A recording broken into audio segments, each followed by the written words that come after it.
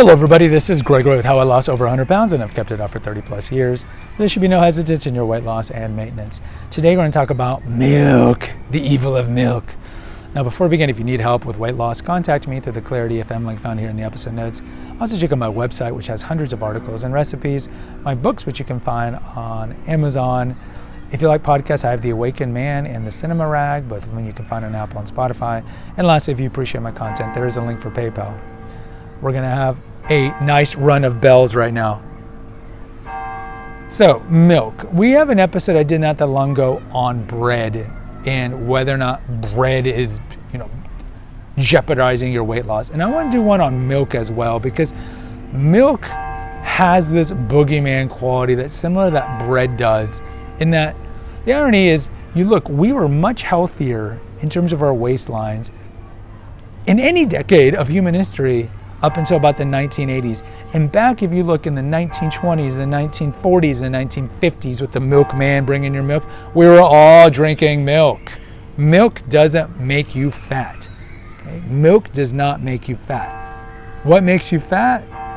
Big portions, sedentary lifestyle, and some other things like that. But it's not milk.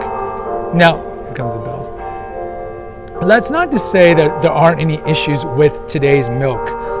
Today's milk is shot up with recombinant bovine growth hormone, which is a growth hormone. It's also shot up, the cows are shot up with antibiotics to make them get fat and also to protect them from the filth of diseases that they're in and when they walk around. You can look at the protein casein that is found in dairy that might be linked to tumor growths, maybe be linked to tumor growths. And then you look at just lactose, the enzyme lactose. We have lactose intolerance, and not everybody has it, but the older you get, you stop making lactase, the enzyme which can help break down lactose, which is found in dairy. And I think the biggest thing is, one of the proponents of a paleo diet is the foods in a paleo diet are, if God didn't make it, don't eat it. And milk was not something that was commonly drunk by our Paleolithic ancestors. It just wasn't readily available, like fruits, nuts, and then whatever meat they could catch. Milk came on with the agricultural revolution of just maybe 10,000 years ago, along with the sowing of grains and creating of cities and so forth, where people stood in one place and then they were able to reap their harvests. And the domestication of the cow was no different. So when the domestication of the cow happened, then we started to drink more dairy. But even then, look, guys, compared to 1910, we drink way too much dairy. We consume way too much dairy, whether it be in the form of milk or cheese or all the things that come from dairy. We're just consuming it, and our body is not really equipped to handle that consumption of dairy.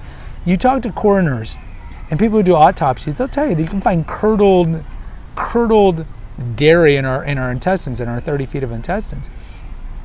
Or I should say 25 feet of intestines. Because we're just drinking and eating too much of it. So I would tell you there's nothing per se wrong with dairy, despite all the aforementioned things I told you about, in terms of weight loss and weight maintenance. What I would say is, if you're gonna drink dairy, get it organic. Fresh cow's milk used to be sold, but in most states it's banned. You can't even get fresh cow's milk.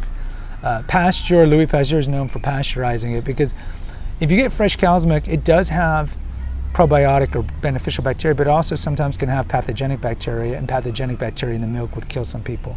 So Louis Pasteur came and heated up the milk, and that's where you get pasteurization. But it's taken away a lot of the benefits of milk. But milk itself is nutritious. It has a good source of protein, it has a decent source of calcium. It's funny because when you ask people, where should you get your calcium from? It's I get it from milk. Because it's all about the milk mustache, milk does a body good propaganda we got for a long time. But it's a decent source of calcium, decent source of vitamin D, not the best. But it's high in calories and it's high in macronutrients, especially protein and fat. So there are benefits to it. But like similar to nuts, you don't want to be drinking too much milk because it's high in calories, and also because our body's not really equipped to handle it. And this is why you get a lot of the kind of the bloating and all these things, because we're not really equipped to handle dairy. So I would tell you, look, when it comes to dairy, it's not sabotaging your weight loss. It's not, because we used to drink dairy and we were skinnier back then.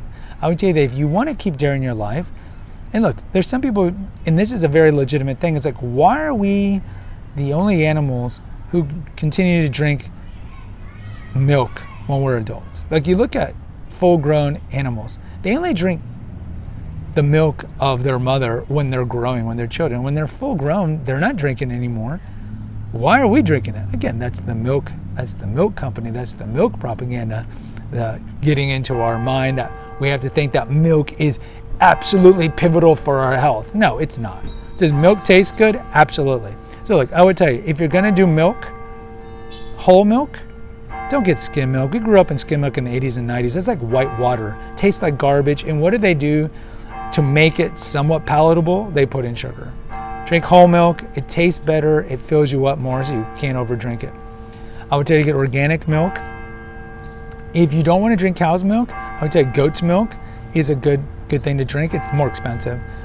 And then look, you could do non-dairy milks, but this video is not really about non-dairy milks. We have a separate video on kind of do's and don'ts of non-dairy milk, like coconut milk, almond milk, and we have a couple articles at the website about it. But in terms of actual cow's milk, I would tell you, just limit it. Try to get it organic and get the full version of it and enjoy it. And it's not going to ruin your weight loss or weight maintenance. It's not. But we look at all things. It's moderation, sensible portions, and most importantly, disassociating emotions from our eating like animals do, like your dog does, and just have a normal, ordered relationship with food like we've talked about ad nauseum on this website. Guys, post in the comments. I'd love to hear from you. Hit the notification, subscribe, and share button. Until next time, take care, God bless, and pray.